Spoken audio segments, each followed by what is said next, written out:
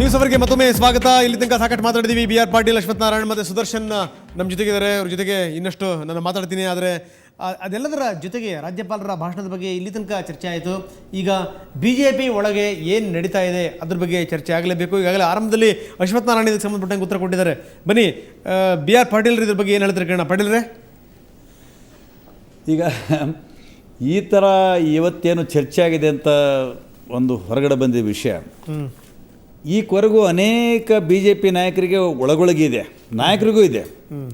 ದೆಹಲಿ ಮಟ್ಟಕ್ಕಂತೂ ವಿಪರೀತ ಇದೆ. ನಾವು ಮಾಡಿದ ತಪ್ಪಾಯಿತು ಅಂಥೇಳಿ ಇವತ್ತು ಶಾಸಕರು ಏನು ಒಂದು ಆಕ್ರೋಶವನ್ನು ವ್ಯಕ್ತಪಡಿಸಿದ್ದಾರೆ, ಅದರಲ್ಲಿ ಅರ್ಥ ಇದೆ. ಹಾಗಾಗಿ ಇವತ್ತೇನು BJP ಸ್ವಯಂ ಅಪರಾಧ ಮಾಡಿಕೊಂಡು ಇವತ್ತು ತಾವು ಏನೋ ಒಂದು ಸಾಧನೆ ಮಾಡ್ತೀವಂತ ಏನು ಹೊರಟು ಯಡಿಯೂರಪ್ಪರವ್ರು ಹೊರಗೆ ಹಾಕಿದ್ರು, ಇವತ್ತು ಅವರು ಅನುಭವಿಸ್ತಾ ಇದ್ದಾರೆ. ಅಲ್ಲ, ಯಡಿಯೂರಪ್ಪನವರು ಅನುಭವಿಸ್ತಾ ಇದ್ದಾರೆ, BJP ಅನುಭವಿಸ್ತಾ ಇದೆ. ಯಡಿಯೂರಪ್ಪನವರು ಭಾಳ ಸ್ಪಷ್ಟವಾಗಿ ಹೇಳಿದ್ದಾರೆ. ಮತ್ತೊಂದು ಸಲ ನಾನು BJPಗೆ ಮರಳೋದಿಲ್ಲ ಅನ್ನೋಂಥ ಮಾತನ್ನು ಭಾಳ ಸ್ಪಷ್ಟವಾಗಿ ಹೇಳಿದ್ದಾರೆ. ಅವರೇನು ಇದ್ರ ಬಗ್ಗೆ ಅನುಭವಿಸ್ತಾ ಇಲ್ಲ.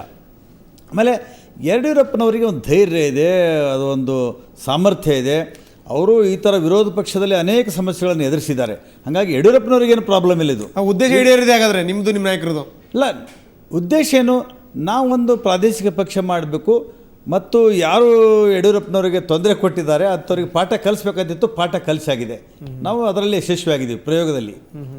ಈಗ ಅವರು ಇವತ್ತೇನು ಒಂದೇ ಸವನೆ ಪರದಾಡ್ತಾ ಇದ್ದಾರೆ, ನಾವು ತಪ್ಪು ಮಾಡಿದ್ವಿ, ನಮ್ಮಲಿಂದ ತಪ್ಪಾಯಿತು, ಅನ್ಯಾಯ ಆಯಿತು ಅಂಥೇಳಿ ಅವರು ಆತ್ಮಾವಲೋಕನ ಮಾಡ್ಕೊಳ್ಬೇಕು. ಇನ್ನೂ 10 ಸಲ ಮಾಡ್ಕೋಬೇಕು, 100 ಸಲ ಮಾಡ್ಕೋಬೇಕು ಅವರು ಆತ್ಮಾವಲೋಕನ. ಸರಿ, ಮಾಡ್ಕೊಂಡು ಆದಮೇಲೆ ಏನು ಅಂತ ಮಾಡ್ಕೊಂಡಾದ್ಮೇಲೆ ಅವ್ರ ಪಕ್ಷದ ವಿಷಯ ಬಗ್ಗೆ ಅವರು ನನಗನ್ನಿಸ್ತಾ ಇದೆ ನಿಮ್ಮಗಳಿಗಂತೂ ಖುಷಿ ಕೊಟ್ಟಿಲ್ಲ ಇದು ಅಂತ. ಈ ಥರದ ಬೆಳವಣಿಗೆಗಳು ಅಂದರೆ ಯಡಿಯೂರಪ್ಪನ ಪರವಾಗಿ ಹೇಳ್ತಿರುವಂಥ ದನಿ ಏನಿದೆ, ನಿಮ್ಮಗಳಿಗೆ ಖುಷಿ ಕೊಟ್ಟಿಲ್ಲ, ಯಡಿಯೂರಪ್ಪನ ಪರವಾಗಿರುವಂಥವ್ರಿಗೇನೋ ಖುಷಿ ಕೊಟ್ಟಿರ್ಬೋದೇನೋ. ಈಗ ಆದರೆ ನೀವೆಲ್ಲ ಹೆಂಗತ್ತೆ ಯಾಕೆ ಈ ಮಾತನ್ನು ಹೇಳ್ತಾ ಇದ್ದೀನಿ ಅಂದರೆ ಪಾಟೀಲ್ರೆ, BJPನ ಆರಂಭದಿಂದಲೂ ಕೂಡ ವಿರೋಧಿಸ್ಕೊಂಡ್ಬಂದಿರುವಂಥವ್ರು ನೀವು. ಕಾಂಗ್ರೆಸ್ ಅನ್ನು ಕೂಡ ಮಧ್ಯದಲ್ಲಿ ಎಲ್ಲ ಕಡೆಗೆ ಕಾಂಗ್ರೆಸ್ ಸೇರಿದ್ರೆ ಅಂತ ಬಿಟ್ಟರೆ ಕಾಂಗ್ರೆಸ್ ಅನ್ನು ಕೂಡ ವಿರೋಧಿಸಿದಂಥವ್ರು ತಾವುಗಳು. ಇವತ್ತಿಗೂ ಸೈದ್ಧಾಂತಿಕವಾಗಿ ನಾನು BJPಗೆ ವಿರೋಧಿ ಮತ್ತು RSSಗೆ ವಿರೋಧಿ, ಅದನ್ನು ಭಾಳ ಸ್ಪಷ್ಟಪಡಿಸ್ತೀನಿ. ನಾವು ಯಡಿಯೂರಪ್ಪನವರು ಏನು BJP ಬಿಟ್ಟು ಬಂದರು, ಅವತ್ತು ಒಂದು ಕಾಂಗ್ರೆಸ್ಸೇತರ ಮತ್ತು BJPಯೇತರ ಒಂದು ವೇದಿಕೆ ಸಿದ್ಧ ಆದಮೇಲೆ ನಾವು ಆ ಪಕ್ಷಕ್ಕೆ ಹೋಗಿದ್ದೀವಿ. ಇವತ್ತು ಒಂದು ಸೆಕ್ಯುಲರ್ ಪಾಲಿಟಿಕ್ಸ್ ಮಾಡಬೇಕಂತ ಯಡಿಯೂರಪ್ಪನವ್ರು ಪಕ್ಷ ಕಟ್ಟಿದ್ದಾರೆ. ಮತ್ತೆ BJPಗೆ ಅವ್ರು ಹೋಗ್ಲಿಕ್ಕೆ ಸಾಧ್ಯ ಇಲ್ಲ. ಅವ್ರು BJP ಅವರು ತಮ್ಮ ಪಾಪನ್ನು ತಾವೇ ಪರಿಹಾರ ಮಾಡ್ಕೋಬೇಕು. ಸರಿಗ ಪಾಟೀಲ್ರು ಹೇಳ್ತಾ ಇದ್ದಾರೆ ಬಿಡಿ, ಇದು ಈಗ ಚುನಾವಣೆ ಮುನ್ನ ಆದಂಥ ಬೆಳವಣಿಗೆಗಳು ಇವೆಲ್ಲವಕ್ಕೂ ಎಲ್ರಿಗೂ ಒಂದು ಆನ್ಸರ್ ಸಿಕ್ಕಿದೆ. ಈ ಚುನಾವಣೆಯಲ್ಲಿ ಎಲ್ಲದಕ್ಕೂ ಉತ್ತರ ಚುನಾವಣೆಯಲ್ಲಿ ಯಡಿಯೂರಪ್ಪನವ್ರಿಗೆ ಏನು ಉತ್ತರ ಕೊಡಬೇಕು ಜನ ಕೊಟ್ಟಿದ್ದಾರೆ, ಕಾಂಗ್ರೆಸ್ಗೆ ಏನು ಕೊಡಬೇಕು ಕೊಟ್ಟಿದ್ದಾರೆ, ನಮಗೇನು ಕೊಡಬೇಕು ಕೊಟ್ಟಿದ್ದಾರೆ, ಕುಮಾರಸ್ವಾಮಿಯವ್ರಿಗೆ ಏನು ಉತ್ತರ ಕೊಡಬೇಕು ಕೊಟ್ಟಿದ್ದಾರೆ. ಇನ್ನು ಅದನ್ನು ಯಡಿಯೂರಪ್ಪನವರು ನಾವು ಹೊರಗಡೆ ಇಟ್ಟಿದ್ದಲ್ಲ. ಅಲ್ಲ, ಇನ್ನೊಂದು ಚುನಾವಣೆ ನೆಕ್ಸ್ಟ್ ಬರ್ತಾ ಇದೆ, ಪಾರ್ಲಿಮೆಂಟ್ ಚುನಾವಣೆಯಲ್ಲಿ. ಸರಿಲೇ, ಈಗ ಅವ್ರಾಗ ಅವ್ರು ಬಿಟ್ಟೋದ್ರು ಪಾರ್ಟಿನ. ಯಡಿಯೂರಪ್ಪನವ್ರೇನು ನಾವ್ಯಾರು ಸಹ ಆಚೆ ಹೋಗಿ ಅಂತ ಹೇಳಿದ್ದಲ್ಲ. ಅರುಣ್ ಜೇಟ್ಲಿ ಅವರು ಮಾತುಕತೆಗೆ ಬಂದರೂ ಸಹ ಸಿಗದೆ ನಾನು ಶಿಕಾರಿಪುರದಲ್ಲಿ ಕಾರ್ಯಕ್ರಮ ಇದೆ ಅಂತ ಹೇಳೋರ್ಟ್ರು. ಮಾಧ್ಯಮದ ಎಲ್ಲ ಗೊತ್ತು, ಯಡಿಯೂರಪ್ಪನವರು ಯಾವ ರೀತಿ ಹೋದ್ರು, ಅರುಣ್ ಜೇಟ್ಲಿ ಅವ್ರು ಬಂದು ಯಾಕೆ ವಾಪಸ್ ಹೋದ್ರು ಅನ್ನೋಂಥದ್ದು. ನಾವೇನು ಪಾರ್ಟಿ ಬಿಟ್ಟು ಈಗ ಯಡಿಯೂರಪ್ಪ ಪರವಾಗಿರುವಂಥ ದನಿ ನಾಳೆ ಬಲವಾಯಿತು ಅಂದ್ರೆ ಏನು ಮಾಡ್ತೀರಿ ನೀವುಗಳು?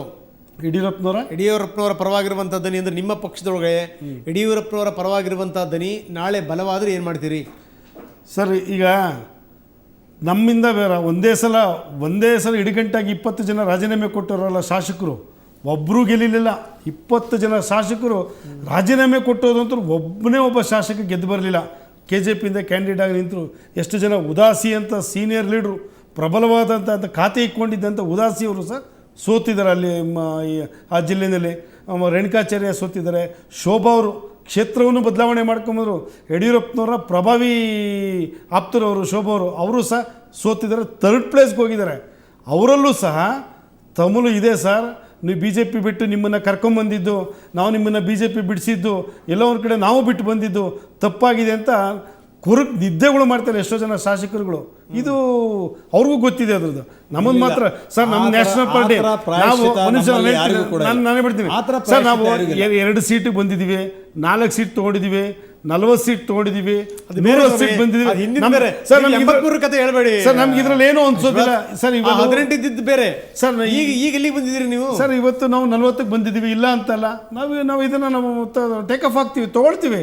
ಒಂದು ನ್ಯಾಷನಲ್ ಪಾರ್ಟಿ ಅಂದಮೇಲೆ ಇಂಥ ಕಾಂಗ್ರೆಸ್ 140 ಸೀಟ್ ತೊಗೊಂಡಂಥ ವೀರೇಂದ್ರ ಪಾಟೀಲ್ ಥರ್ಡ್ ಪ್ಲೇಸಿಗೆ ಬಂದರೆ ಸರ್, ವೀರೇಂದ್ರ ಪಾಟೀಲ್ ಸರ್ಕಾರ, ಕಾಂಗ್ರೆಸ್ ಸರ್ಕಾರ ಥರ್ಡ್ ಪ್ಲೇಸಿಗೆ ಬಂದರು.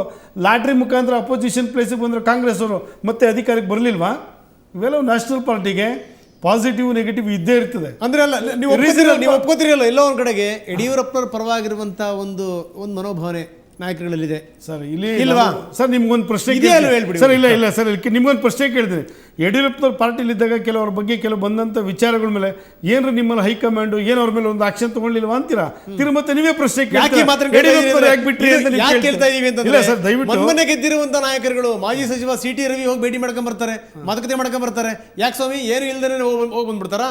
ಸುಮ್ಮನೆ ಏನಾದ್ರು CT ರವಿ ಅಂತ ಹೋದ್ರೆ ನೀವು ಸುಮ್ಮನೆ ಇರ್ತೀರ ನಾಯಕರುಗಳು? ಸರ್ ಇಲ್ಲ, ಈಗ ಇವರು ಸಿದ್ದರಾಮಯ್ಯವ್ರ ಮನೆಗೂ CT ರವಿ ಹೋಗಿದ್ರು ವಿಶ್ ಮಾಡಿ ಬರೋದಕ್ಕೆ.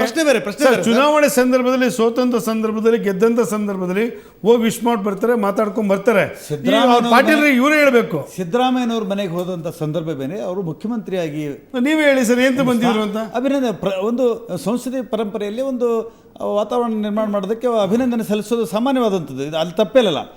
ಇಲ್ಲಿ ಮೊನ್ನೆ ತಾನೇ ಪಕ್ಷ ಬಿಟ್ಟು ದೂರ ಬಂದು ಇಷ್ಟು ಮತಭೇದಗಳು ವ್ಯತ್ಯಾಸಗಳು ಆದಮೇಲೂ ಕೂಡ ಅವರು ಬರ್ತಾರೆ ಅಂತಂದ್ರೆ ಅದರಲ್ಲಿ ಏನೂ ಇಲ್ಲ ಅಂತ ಹೇಳ್ತಾರಲ್ಲ. ನೀವು ಹೇಳ್ಬೇಕು, ಅದಕ್ಕೆ ನಮಗೆ ಗೊತ್ತಿಲ್ಲ. ಹೋದವ್ರು ನೀವು ಹೇಳ್ಬೇಕು.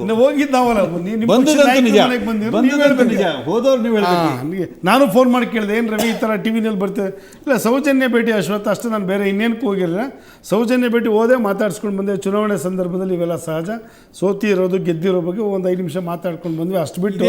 ಯಾಕೆ ಈ ಮಾತನ್ನು ಕೇಳ್ತಾ ಇದ್ದೀನಿ? ಇದೇ ಬಾಳೆಹೊನ್ನೂರಿನ ರಂಭಾಪುರಿ ಪೀಠಕ್ಕೆ ಹೋದಂತ ಸಂದರ್ಭದಲ್ಲಿ ಗೊತ್ತು ರವಿ ಅವ್ರನ್ನ ಹತ್ರ ಬಿಟ್ಕೊಂಡಿರಲಿಲ್ಲ. ಈಗ ರವಿ ಯಡಿಯೂರಪ್ಪನವ್ರು ಭೇಟಿ ಮಾಡಕ್ ಹೋಗ್ತಾರೆ ಅಂದ್ರೆ ಏನಿರಬಹುದು ಅದರ ಹಿನ್ನೆಲೆ, ಅದನ್ನ ಹೇಳಿ ನೀವು. ಚುನಾವಣೆ ನಾಳೆ ನಾಡ್ದು ಒಂದು ವಾರ ಇದೆ ನಂಗೆ ರವಿ ಹೋಗಿದ್ದೀರಾ, ಏನೋ ಯಡಿಯೂರಪ್ಪನವ್ರ ಬೆಂಬಲ ಬೇಕಾಗಿತ್ತು, ಒಂದ್ ಕಡೆ ಮತ್ತೊಂದು ಅಂತಿತ್ತು. ಚುನಾವಣೆ ಮುಗಿದಿದೆ, ಇಬ್ರು ಗೆದ್ದಿದ್ದಾರೆ, ಮುಂದಾಗೋದ್ರ ಸೂಚನೆ ಇದು ಅಂತ. ಯಡಿಯೂರಪ್ಪನವ್ರು ಗೆದ್ದಿದ್ರೆ, ರವಿನೂ ಗೆದ್ದಿದ್ರೆ, ಹೋಗಿ ಭೇಟಿ ಮಾಡ್ಕೊಂಡು ಬಂದಿದ್ರು ಅಷ್ಟೇ. ಸೌಜನ್ಯ ಭೇಟಿ ಒಂದೇನು ಅಂದರೆ BJP ಪಕ್ಷದ ಒಳಗಡೆ ಆಂತರಿಕವಾದಂಥ ಬೆಳವಣಿಗೆಗಳಲ್ಲಿ ಏನಾಗುತ್ತೆ ಅನ್ನೋಂಥದ್ದನ್ನು ನಾವು ಮಾತಾಡೋಂಥದ್ದು ಸರಿಯಾಗಲಾರ್ದು. BJP ಪಕ್ಷವನ್ನು ಹೇಗೆ ಕಟ್ಕೊಂಡು ಹೋಗಬೇಕು ಅನ್ನೋಂಥ ಜವಾಬ್ದಾರಿ ಅವ್ರಿಗಿರಬೇಕಾಗತ್ತೆ. ಮತ್ತು ರಾಜ್ಯದಲ್ಲಿ ಅವ್ರಿಗೊಂದು ವಿರೋಧ ಪಕ್ಷದ ಸ್ಥಾನವನ್ನು ಕೊಟ್ಟಿದ್ದಾರೆ. ಇವತ್ತು ಅಧಿಕೃತವಾಗಿ ಜನತಾದಳ ಕೂಡ ವಿರೋಧ ಪಕ್ಷದ ಸ್ಥಾನವನ್ನು ವಿಧಾನಮಂಡಲದಲ್ಲಿ ಪಡ್ಕೊಂಡಿದೆ. ಅದರ ಹೊರಗಡೆ 2 ಪ್ರಬಲವಾದಂಥ ವಿರೋಧ ಪಕ್ಷಗಳು ಈ ರಾಜ್ಯದಲ್ಲಿದ್ದಾವೆ. ಇದರ ಜೊತೆಗೆ ಯಡಿಯೂರಪ್ಪನವರು ಇದ್ದಾರೆ. ಸೊ ಒಂದು ಸರ್ಕಾರ ಮತ್ತಷ್ಟು ಪರಿಣಾಮಕಾರಿಯಾಗಿ ಕೆಲಸ ಮಾಡಬೇಕಾದ್ರೆ ಒಂದು ಜವಾಬ್ದಾರಿತವಾದಂಥ ವಿರೋಧ ಪಕ್ಷ ಕೂಡ ರಾಜ್ಯದಲ್ಲಿ ಇರಬೇಕಾಗತ್ತೆ. ಹಾಗಾಗಿ ಒಂದು ಅರ್ಥಪೂರ್ಣವಾದಂಥ ರೀತಿಯಲ್ಲಿ ಜವಾಬ್ದಾರಿತವಾದಂಥ ವಿರೋಧ ಪಕ್ಷವಾಗಿ ಅವ್ರ ಕೆಲಸವನ್ನು ಮಾಡೋಂಥದ್ದಾದರೆ ಈ ರಾಜ್ಯದ ಜನರು ಸ್ವಾಗತವನ್ನು ಮಾಡ್ತಾರೆ, ನಾವು ಕೂಡ ಖಂಡಿತ ಸ್ವಾಗತ ಮಾಡ್ತಾರೆ. ಒಂದಾಗಿ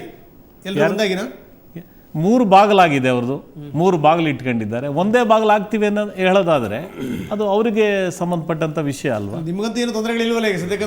ನೀವಂತೂ ಸೇಫ್ ಆಗಿದ್ದೀರಿ. ಅಲ್ಲ, ರಾಜ್ಯದ ಜನರು ನಮಗೆ ಬೇರೆ ಜವಾಬ್ದಾರಿಯನ್ನು ಕೊಟ್ಟಿದ್ದಾರೆ, ಅವ್ರಿಗೆ ಬೇರೆ ಜವಾಬ್ದಾರಿಯನ್ನು ಕೊಟ್ಟಿದ್ದಾರೆ. ಅವ್ರವ್ರ ಜವಾಬ್ದಾರಿಗಳನ್ನು ಅವರು ಆ ದಿಕ್ಕಿನಲ್ಲಿ ಆ ಕೆಲಸವನ್ನು ಅವ್ರು ಮಾಡಬೇಕಾಗಿದೆ. ಈಗ ನಾವು ಜನ ಕೊಟ್ಟಂಥ ತೀರ್ಪನ್ನು ಒಪ್ಕೊಂಡು ಒಂದು ಕಡೆ ಇದ್ದೀವಿ. ನಾವು 3 ಬಾಗಿಲ 2 ಬಾಗಿಲ ಬಿಡಿ, ನೀವು ರೂಲಿಂಗಲ್ಲಿ ಇರೋರು. ನಾವು ಹೇಳೋದಲ್ಲ ಸಿದ್ದರಾಮಯ್ಯವ್ರದ್ದೊಂದು ಬಾಗಿಲು, ಪರಮೇಶ್ವರನ್ ಬಾಗಿಲು ಅಂತ ನಾವು ಹೇಳಿಕ್ ಆಗ್ತದ? ಬೇಡ, ನಾವೇನು ಮಾತಾಡಲ್ಲ. ಅಲ್ಲ, ನಿಮ್ ಖುಷಿಗೆ ನೀವೇನೋ ಹೇಳ್ಕೊಂಡು ಜನ ಒಪ್ಕೊಳ್ತಾರ? ಜನ ಒಪ್ಕೊಳ್ತಾರ? ಜನ ಒಪ್ಕೊಳ್ತಾರ ಹೇಳಿ. ನಾವು ಸುಮ್ಮನೆ ವೇಗಾಗಿ ನಾವು ಮಾತಾಡೋದಿಲ್ಲ. ನಾವು ನಿಮ್ಗೆ 4 ಬಾಗಿಲು 10 ಬಾಗಿಲು ಅಂತ ನಾವು ಹೇಳಲ್ಲ. DK ಶಿವಕುಮಾರ್ದೊಂದು ಬಾಗಿಲು, ಪರಮೇಶ್ವರ್ದೊಂದು ಬಾಗಿಲು, ಸಿದ್ದರಾಮಯ್ಯ ಜನತಾ ಪರಿವಾರದ ಬಾಗಿಲು, ಕಾಂಗ್ರೆಸ್ ಅವ್ರದ್ದು ಒಂದು ಬಾಗಿಲು ಅಂತ ನಾವೆಲ್ಲಿ ಹೇಳಕ್ ಹೋಗಲ್ಲ. ನಿಮಗೆ ಅದು ಅನ್ನೋದಾದ್ರೆ ಹೇಳ್ಕೊಳ್ಳಿ. ನೀವು ಬಾಗಿಲು ಮಾಡ್ಕೊಂಡು ಜನರು ಒಪ್ಕೋತಾರ? ಜನರು ಒಪ್ಕೊಂಡಿದ್ದಿದ್ರೆ ಈ ರೀತಿಯಾದಂತ ಮ್ಯಾಂಡೇಟ್ ಅನ್ನು ಯಾವ ಕಾರಣಕ್ಕೋಸ್ಕರ ಕೊಟ್ಟಿದ್ದಾರೆ? ಸರ್ ನಮ್ಮ ಡಿವಿಷನ್ ಬಿಡಿ ಸರ್, ನಮ್ಮ ಡಿವಿಷನ್ ಆಯ್ತು ಬಂತು. ಹಂಗಿದ್ಮೇಲೆ ವೀರೇಂದ್ರ ಪಾಟೀಲ್ ಕಾಲದಲ್ಲೂ ಮ್ಯಾಂಡೇಟ್ ಕೊಟ್ಟರು. SM ಕೃಷ್ಣ ಕಾಲದಲ್ಲಿ 32 ಜನ ಕ್ಯಾಬಿನೆಟ್ ಮಿನಿಸ್ಟರ್ ಸೋತ್ರು. ಅವತ್ತೇನು ಮ್ಯಾಂಡೇಟ್ ಬಗ್ಗೆ ನೀವೇನು ಹೇಳ್ತೀರಾ? ಜನ ನೋಡಿ ಸರ್, ಪ್ರತಿ ಚುನಾವಣೆಯಲ್ಲಿ ಆಡಳಿತ ವಿರೋಧಿ ಅಲೆ ಅನ್ನೋದು ಇರ್ತದೆ. ಆಯಾ ಕಾಲಕ್ಕೆ ಆಯಾ ಸಂದರ್ಭದಲ್ಲಿ ಜನರು ಕೊಟ್ಟಂತ ಮ್ಯಾಂಡೇಟ್ ಅನ್ನ ನಾವೆಲ್ಲರೂ ಒಪ್ಕೋಬೇಕಾಗುತ್ತೆ. ಸೊ ಅದನ್ನ ನಾವು ಗೌರವಿಸಬೇಕಾಗುತ್ತೆ. ಅದ್ರ ಮೇಲೆ ವಿತಂಡವಾದ ಮಾಡುವಂತದ್ದು ಕೂಡ ಸರಿ ಹೋಗೋದಿಲ್ಲ. ನೀವು ಹೇಳಿರಲ್ಲ 3 ಬಾಗಿಲು ಅಂತ, ನಿಮ್ಮಲ್ಲಿ ಒಂದ್ ಮನೆಯಲ್ಲಿ ಮೂರು ರೂಮ್ ಕಟ್ಕೊಂಡಿದ್ದೀರಾ, ಒಂದ್ ರೂಮ್ ನ 3 ರೂಮ್ ಮಾಡ್ಕೊಂಡಿದ್ದೀರಾ. ಸರ್ ಮಾಡ್ಕೊಳ್ಳಿ, ಒಳ್ಳೆ ಆಡಳಿತ ಕೊಡಿ. ನಾವೇನು ಅದ್ರ ಬಗ್ಗೆ ನಾವು ನಿಮ್ ಬಗ್ಗೆ ನೆಗೆಟಿವ್ ಆಗಿ ಕಾಮೆಂಟ್ಸ್ ಮಾಡಲ್ಲ. ಕೇಳಿ, ಕಾಂಗ್ರೆಸ್ನಲ್ಲಿ ಎಷ್ಟೇ ಬಾಗಿಲು ಎಷ್ಟೇ ಕಿಟಕಿಗಳಿದ್ರೂ ಕೂಡ ಅದನ್ನ ನಿಯಂತ್ರಣ ಮಾಡುವಂತ ಮಾರ್ಗದರ್ಶನ ಮಾಡ್ತಕ್ಕಂಥ ಶಕ್ತಿ ಸಾಮರ್ಥ್ಯ ನಾಯಕತ್ವ ಮನೆ ಯಜಮಾನ್ರಿಗೆ ಕಾಂಗ್ರೆಸ್ಸಿಗಿದೆ. ಮನೆ ಯಜಮಾನ್ರಿಗೆ. ಸೊ ಪ್ರಜಾಪ್ರಭುತ್ವ ಇಲ್ಲ ಅವ್ರ ಪಾರ್ಟಿನಲ್ಲಿ ಡೆಮಾಕ್ರಸಿ ಅನ್ನೋದಿಲ್ಲ ಸರ್. Democracy ಇರೋದ್ರಿಂದಲೇ- ಡೆಮಾಕ್ರಸಿ ಇಲ್ಲ ಅವರಲ್ಲಿ. ಏನಿದ್ರು ಸಹ ಒಂದೇ ತೀರ್ಮಾನ, ಡೆಮಾಕ್ರಸಿ ಇಲ್ಲ ಬಿಡಿ. ಓಕೆ ಓಕೆ ಓಕೆ ಓಕೆ ನಿಮ್ಮೆಲ್ಲ ಜಾಸ್ತಿ ಆಗಿರೋದು ಎಡವಟ್ ಆಗಿರೋದು ಅಂತ ಡೆಮೋಕ್ರಸಿ ಅನ್ನೋದು. ಈ ಜನ- ಓಕೆ ಮತ್ತಷ್ಟು ಎಸ್ ಸರ್ ಮತ್ತಷ್ಟು ನಿಮ್ಮ ಜೊತೆ ಚರ್ಚೆ ಮಾಡ್ತೀನಿ. ಸೊ ಇನ್ನಷ್ಟು ಮಾತಾಡೋಣ, ಅದಕ್ಕಿಂತ ಮೊದಲು ಮತ್ತೊಮ್ಮೆ ಪುಟ್ಟ ವಿರಾಮ.